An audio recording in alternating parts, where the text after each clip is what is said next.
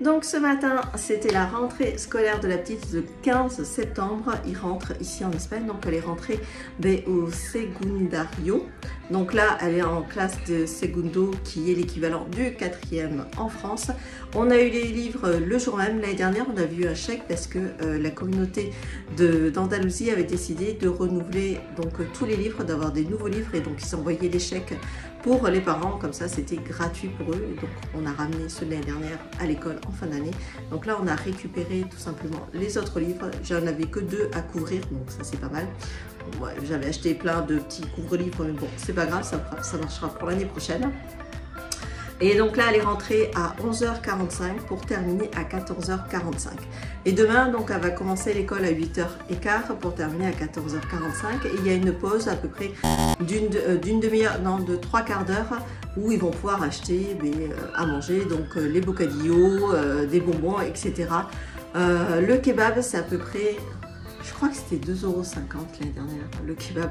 Donc, faut dire que c'est vraiment pas excessif pour les enfants de pouvoir s'acheter à manger pendant la récréation. Sinon, ils amènent leur propre goûter, tout ça. Ensuite, au niveau des vacances scolaires, c'est 2 semaines en décembre, 1 semaine en février et 1 semaine en avril, et il termine le 23 juin. Et pendant ce laps de temps, il va y avoir quelques jours par-ci par-là de jours fériés, donc soit des jours... que la ville a décidé de fêter. Donc l'année dernière on avait une journée de fête, mais je ne sais plus pour quelle sainte c'était, et la ville d'à côté par exemple n'avait pas du tout ce jour férié là. Donc c'est un peu bizarre, chacun fonctionne un petit peu à son envie dans les villes en fonction de ce qu'ils ont envie de fêter ou pas. Donc voilà, et qu'est-ce que je vais dire de plus? Donc là ça y est, 4e, donc on va voir un peu quand ça donne. Elle n'a pas les mêmes profs que l'année dernière, pardon, c'est dommage parce qu'ils étaient assez sympas quand même. On verra bien cela. Et puis voilà, dans sa classe, ils sont que 4 et que des filles à être restées ensemble. Après ils ont pas mal mixé apparemment les classes. Bon, on va dire bon, tant mieux. Comme ça permet à tous les gamins de bien se connaître au fur et à mesure, parce que ça va jusqu'à la terminale de toute façon. Donc ça permet de mixer, que les gamins jouent tous ensemble, enfin bon, se connaissent tous au final.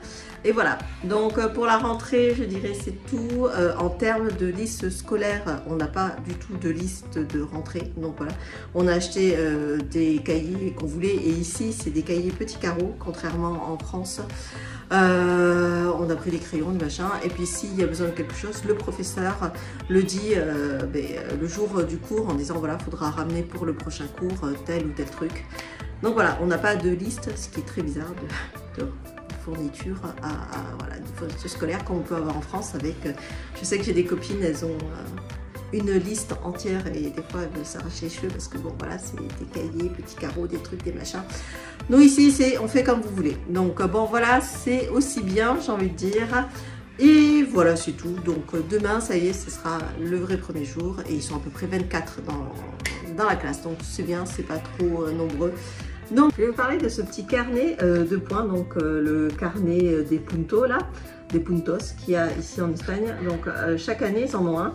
Et donc là, c'est différentes cases. Si jamais vous ne respectez pas le règlement, les enfants ne respectent pas le règlement, donc là, ils sont 2 jours sans aller à la récréation, donc ils sont punis. Et derrière, là, donc c'est une petite feuille, un petit tableau. Vous pouvez aller aux toilettes à la 2e et à la 5e heure. Donc là, vous êtes autorisé pendant ces 2 tranches d'horaire-là. Et après, ça marque tout simplement, ça indique si jamais l'élève a rendez-vous avec la directrice ou un truc comme ça. Donc c'est pour marquer un petit peu les absences quand ils sont à l'école, pour voir, et s'il y en a beaucoup trop, à ce moment-là, ensuite, le professeur principal voit pourquoi il y a autant d'absences et pourquoi l'enfant est souvent convoqué. Donc voilà, ça je pense que ça n'y est pas en France, ce genre de petites choses, donc c'est très... Ça me fait penser un peu au primaire, quoi. Voilà, donc si vous respectez pas, là on vous met sans récréation. Donc bon, voilà. Mais c'était pour vous montrer ça et vous dire voilà comment ça fonctionne en Espagne, même quand on est au segundo. Donc l'équivalent du 4e en France. Voilà, allez, je vous dis à la prochaine. Ciao!